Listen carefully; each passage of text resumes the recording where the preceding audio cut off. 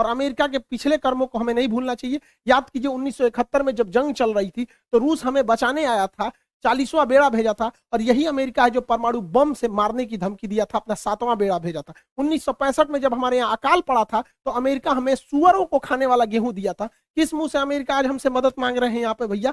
जब 370 लगा था तो इसमें 7 रूस ने हमारा दिया था। यूएनओ में कश्मीर में जब जब मुद्दा आया था तो यूएनओ कहता था कि वहां के लोगों से पूछिए क्या होगा, तो रूस वहीं पे रोक लगाता था। हम कैसे भूल सकते हैं रूस को? रूस ही हमें सबसे ज्यादा हथियार दिया। आज भी भारत में 80% हथियार रूस से ही आ जाते हैं, हम इसको नहीं भुला सकते हैं। 1998 में जब भारत ने अपना परमाणु बम परीक्षण किया था, पूरी दुनिया खिलाफ हो गई थी, रूस साथ खड़ा था। आपको याद है कि नहीं? इन दोनों की जोड़ियां, इन लोगों ने परमाणु परीक्षण किया था, उसके बाद कोई हमें आंख उठाकर नहीं देख सकता था। तो उस समय भी रूस की बात हम लोग को याद रहना चाहिए। 1999 में जब कारगिल की लड़ाई हुई थी तो अमेरिका ने अटल बिहारी वाजपेयी से कहा था कि हम परमाणु बम मार देंगे भारत के ऊपर। तो अटल बिहारी वाजपेयी ने कहा था कि हम आधा हिंदुस्तान खोने के लिए तैयार हैं, लेकिन हम वचन देते हैं कि सुबह का सूरज पाकिस्तान नहीं देख पाएगा। तो पाकिस्तान अमेरिका अपना परमाणु बम लेके भागा था। याद कीजिए अभिनंदन की जी का फाइटर पायलट जो थे, इनके ऊपर जहाज से जो स्ट्राइक किया गया था, वो जहाज भी पाकिस्तान को अमेरिका ने दिया था, F-16 जहाज।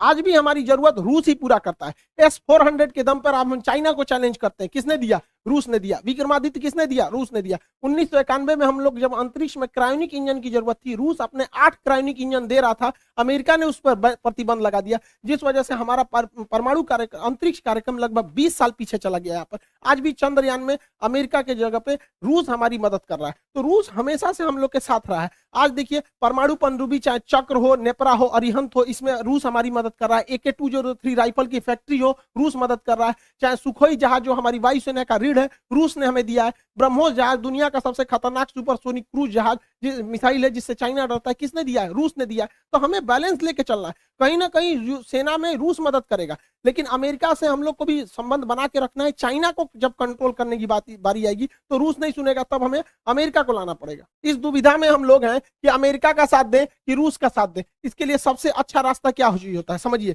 मान के चलिए हमारे 2 बहुत करीबी आदमी हैं, उन दोनों का ब्याह पड़ गया, वो कह रहा है कि हमारे ब्याह में आना, वो कह रहा है हमारे ब्याह में जाएगा। तो भैया हम एक में जाएंगे तो दूसरा से संबंध खराब हो जाएगा। एक काम करते हैं, कोई दिन हम अपने ब्याह कर लेते हैं, बातें खत्म हो जाएगा। भैया हम अपने ब्याह में बिजी थे। इसी वजह से सबसे अच्छा तरीका है, ना हम रूस के फेवर में जाएंगे और ना ही हम अमेरिका के फेवर में जाएंगे। सबसे अच्छा तरीका है मोदी जी को अपनी सेना को बोलिए कि गलवान घाटी में 2 किलोमीटर आगे घुस जाए।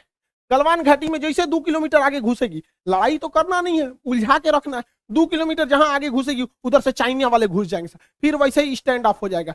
2-3 महीना चलेगा, अमेरिका कहेगा हे बोलना रे रूस को, कहे हम कुछ जी करें, हम तो खुदे लड़ रहे हैं चाइना से यहाँ पे। तो हमला दोनों शांत के शांत रहेगा। और इससे एक और फायदा होगा, चाइना इधर उलझा रहेगा तो ताइवान पे हमला नहीं करेगा, नहीं तो इससे यही भी बहाने निपटा देगा ताइवान को। आपको क्या लगता है, भारत को इधर उलझा देना चाहिए कि नहीं देना चाहिए? वरना आप मना करेंगे तो कोई ना कोई देश इस तरह से आपको कहेगा कि भैया हमारा साथ दो। उससे अच्छा हम खुद उलझे हुए हैं, बातें खत्म।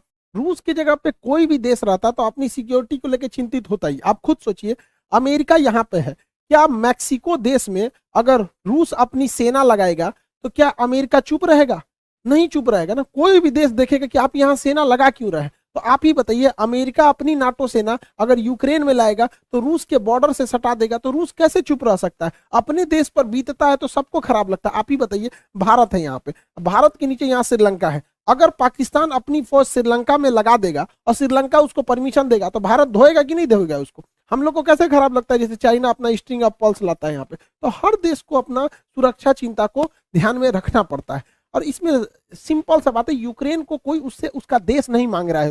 रूस का केवल यही करना है कि यूक्रेन डिसाइड एक लिखित दे दे कि वो कभी भी नाटो सेना में शामिल नहीं होगा। यूक्रेन को यह सोचना चाहिए कि नाटो में शामिल होने से अमेरिका को फायदा है, वो दुश्मनी निकालेगा रूस से। क्या जाता है यहाँ पे, पूरा देश बच जाता, उसके लोग मरने से बच जाते, क्या काम आया नाटो? तो यहाँ यूक्रेन को सोचना चाहिए कि बहुत ज्यादा जिद पालने से कोई खास फायदा नहीं होता है। और हमेशा एक चीज याद रखना चाहिए, यूक्रेन हो, हम हो या आप हो, हम अपना पड़ोसी नहीं बदल सकते, दोस्त बदल सकते हैं। इसलिए दोस्त से संबंध बने बिगड़े, लेकिन पड़ोसियों से हमेशा संबंध अच्छा रखना चाहिए, क्योंकि हमेशा काम पड़ोसी आते हैं। यूक्रेन का पड़ोसी रूस है और ये ना अमेरिका दोस्त है। तो हमेशा एक चीज को ध्यान रखना चाहिए, किला सुरक्षित करने के लिए पड़ोसी का सुरक्षित होना जरूरी है। यूक्रेन को हठधर्मिता छोड़नी चाहिए।